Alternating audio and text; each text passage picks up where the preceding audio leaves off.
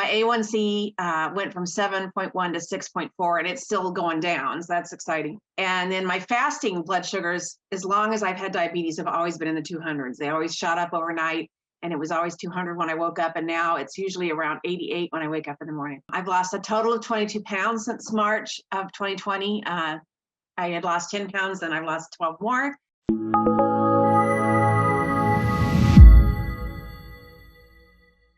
I was 44, I was diagnosed with type 2 diabetes. It wasn't type 2, but that's what I was diagnosed with.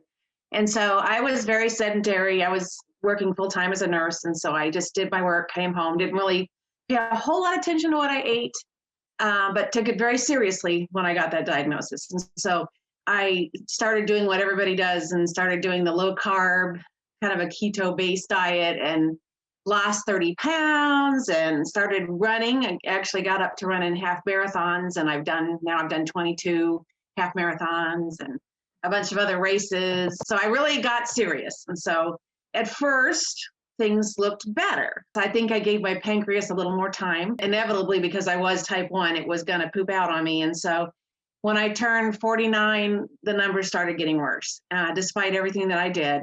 And my doctor, my primary care doctor, put me on insulin. And by now I'm researching, and I'm seeing about latent autoimmune diabetes of adulthood, LADA, which I didn't know, even as a nurse, that I could get type 1 at my age. So I started researching. And once I found out that I probably would need different care, I asked him to send me to an endocrinologist. And so she did the testing that was necessary to determine if I was type 1 when I turned 50. And I was just definitively type 1. So then I had to shift gears, and that was a big hit because I thought I had this under control. And I think, if it had been type 1, I would have done better, but I decided, okay, I need to deal with this. And so with a low carb diet, it just is not working for me. My blood sugars continued to get worse. My insulin use increased. It didn't decrease. I did not feel good. I was tired. I just thought there's got to be a better way. And I'm eating tiny amounts of foods that I don't like.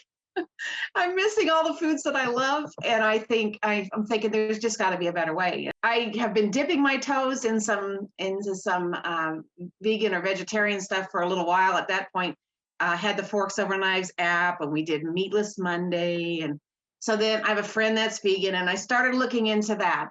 And then I found, I think just through research, the Mastering Diabetes book. I'm going to just do this hardcore. I'm going to be a vegan. I'm going to be whole food, plant-based from June 1st till my appointment.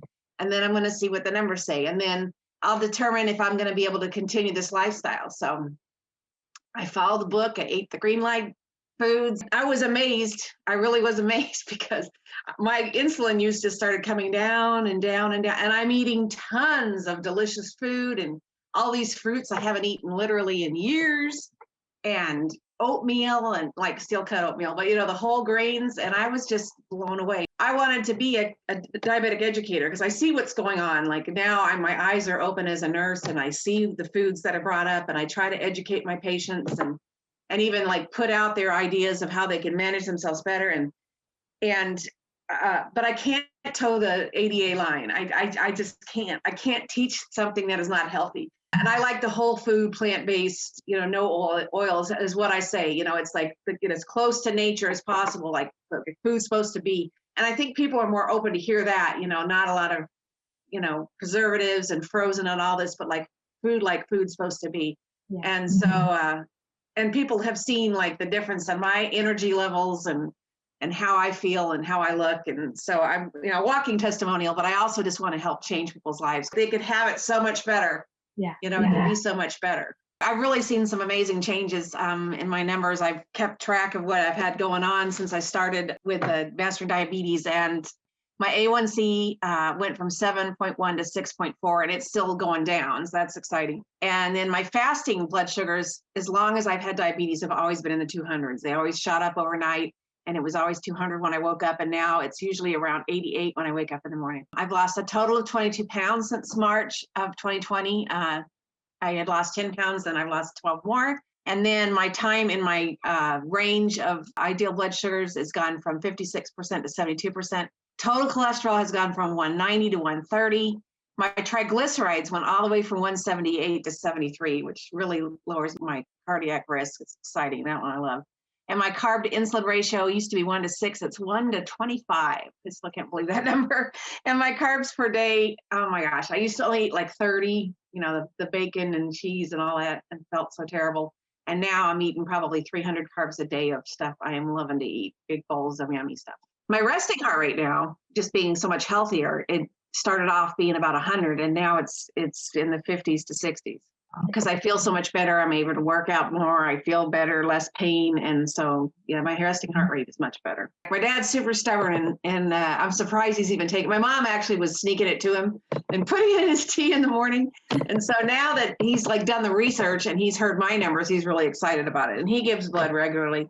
So I said, the numbers are going to do the talking for you. So you just look at your prior blood draw and then look at this one and look at the total cholesterol and let me know what it is. So I would say to somebody that was on the fence about this, that give it a try.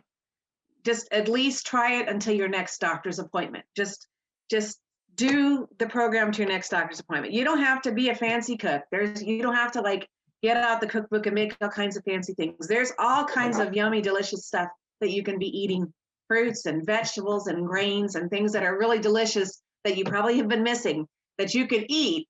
And do that just until your next doctor's appointment. And I promise you, you're going to see a change. But you're also going to see a change in how you feel. I feel so much better. I used to be so tired and my joints hurt. And I struggled. And I feel fantastic now. I feel so much better. So the proof's in the pudding for sure. And I just would say, give it a try. At least try it. Because there's thousands of us, probably hundreds of thousands of us out there that have had changes in their lives. And we're not going back.